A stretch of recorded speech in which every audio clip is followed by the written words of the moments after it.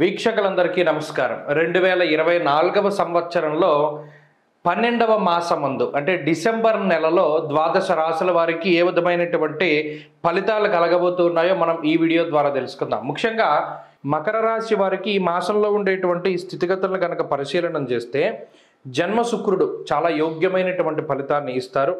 అలాగే లాభస్థానంలో ఉండేటువంటి రవి బుధులు ఈ మూడు గ్రహాలే అనుకూలమైనటువంటి గ్రహాలుగా చెప్పచ్చు. అయితే ఒక మంచి విషయం ఏంటంటే సరే ఈ నెలలో అయితే కుజుడు అంటే సప్తమ కుజుడు ఏమీ ప్రతికూలమైనటువంటి గ్రహం కాకపోయినప్పటికీ ఈ నెలలో వక్రిస్తారు కాబట్టి ఈ నెలాఖరున 6వ స్థానంలోకి వెళ్తారు వచ్చే నెలలో. అది ఒక మంచి విషయంగా చెప్పచ్చు. షష్ఠ స్థానంలోకి కుజుడు వెళ్ళడం చాలా మంచిది. అంటే గత మాసంతో పోల్చుకుంటే అనుకూలత అనేటువంటిది పెరిగింది. అంటే శుక్రుడి యొక్క అనుకూలత, రవి బుధుల యొక్క అనుకూలత వల్ల. అయితే దీనివల్ల ప్రత్యేకించి స్వదేశంలో ఉన్నటువంటి వారికంటే విదేశంలో ఉన్న వాళ్ళు ఎక్కువ బాగుపడతారు. మకర రాశి వారు ఎవరైతే దేశాంతరవాసం చేస్తున్నారో అంటే దేశం దాటి బయట ఉన్నారో వారు అనేక రకాల ఇబ్బందులు ఎదుర్కొని ఉంటే వారికి ఇది మంచి చేస్తుంది. మరి స్వదేశంలో ఉన్న వాళ్ళకో ఇది కొంత ఐశ్వర్య సంకేతమైనటువంటి విషయాలను సూచిస్తోంది. అంటే మానసిక ప్రశాంతత, తల్లిదండ్రుల ఆరోగ్యం, కుటుంబ సభ్యుల ఆరోగ్యం, అలాగే పెద్ద అన్నగారి యొక్క ఆరోగ్యం, అంటే మీకన్నా ముందు పుట్టినటువంటి వారి యొక్క ఆరోగ్యం, తోబుట్టువుల యొక్క సౌభాగ్యాన్ని కూడా ఈ గ్రహస్థితి సూచిస్తోంది.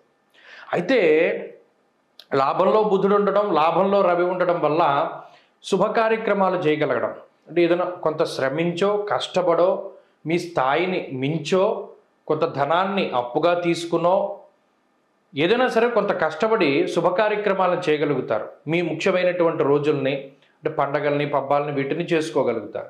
అలాగే శుభ కార్యక్రమాలను చేయగలుగుతారు. వివాహాది శుభ కార్యక్రమాలు లేదా పిల్లల పుట్టినరోజులను ఇంకోటి ఫంక్షన్స్ అన్నో ఏదో ఒకటి చేసుకోవడం ఇది ఒకంత ఈ మాసంలో జరగడానికి అవకాశం ఉంటుంది. అలాగే ఈ మాసంలోనే అర్ధంచ స్వకులాచార కుల ఆచారాలను పాటించడం, ఏదైనా భగవంతుడికి సంబంధించినటువంటి మొక్కుబళ్ళు ఉంటే అవి తీర్చుకుంటూ ఉండడం, తీర్థయాత్రలు చేయడం ఇత్యాది విషయాలు కూడా ఈ మాసంలో జరగడానికి అవకాశం ఉంటుంది. అంతేగాక కోర్టు కేసులు కానీ లేదా ఏదైనా న్యాయస్థానానికి సంబంధించినటువంటి విషయాలు కానీ ఏదైనా భార్యాభర్తల మధ్యలో ఏదైనా కోర్టు వ్యాజ్యాలు కానీ ఇవన్నీ ఉంటే వాటి మీద ఒక స్పష్టమైనటువంటి అవగాహన, ఒక తీర్పు ఇటువంటివి రావడానికి ఆస్కారం ఉంటుంది. వంశపారంపర్య ఆస్తిపాస్తులు ఏదైనా తగాదాల్లో ఉంటే, భూపరమైనటువంటి తగాదాలు ఉంటే అవన్నీ ఒక కొలిక్కి రావడానికి కూడా ఈ మాసంలో అవకాశం ఉంటుంది. ఇలా కొన్ని ఐశ్వర్య సంకేతమైనటువంటి విషయాలు జరుగుతూనే సదాక్లేశం వృధావైరం సతతం కార్యనాశనం, అంటే ఏదో ఒక రకమైనటువంటి మానసిక అశాంతిని కలిగింపజేసేటువంటి ఆలోచనలు, భవిష్యత్తులో దీనివల్ల ఇబ్బంది వస్తుందేమో అనేటువంటి ఆలోచన వల్ల ఇప్పుడు బాధపడుతూ ఉండడం, అనవసరమైనటువంటి తగువులు, అనవసరమైనటువంటి మాట పట్టింపులు ఇవి కొంత మిమ్మల్ని ఇబ్బంది పెడుతూ ఉంటాయి. దీనివల్ల కొంత మానసికమైన భయం వస్తుంది. అంతేగాక ఇక్కడ బంధుమిత్రుల యొక్క సహాయ సహకారాలు ఏమీ లేవు. మీరు ఎంత ఫంక్షన్ చేసినా ఎంత ఇది చేసినా కూడా బంధుమిత్రుల యొక్క సహకారం ఉండదు. కేవలం మీ యొక్క స్వశక్తిని నమ్ముకునే ముందుకు వెళ్లాల్సి వస్తుంది. అది కూడా కొంత ఇబ్బంది పెడుతుంది. కాబట్టి ఈ రకమైనటువంటి పాజిటివ్స్ నెగిటివ్స్ ఉన్నాయి. అయితే ఆర్థికంగా ఈ మాసం బాగుంది.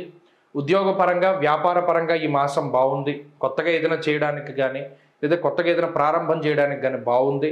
కాబట్టి ఈ రకమైనటువంటి పాజిటివ్ నెగిటివ్స్ ఉంటాయి. కాబట్టి నెగిటివ్స్ని తగ్గించుకోవడానికి ఏం చేయాలండి, ఎక్కువ దక్షిణామూర్తి ఆరాధన కానీ దత్తాత్రేయుని యొక్క ఆరాధన కానీ అంటే సిద్ధమంగళ స్తోత్రాన్ని ప్రతినిత్యం పారాయణ చేయండి. వీలుంటే చక్కగా దత్తక్షేత్ర సందర్శనం చేయండి. ఈ మాసంలో మంచి ఫలితాలు సంప్రాప్తమవుతాయి. స్వస్తి.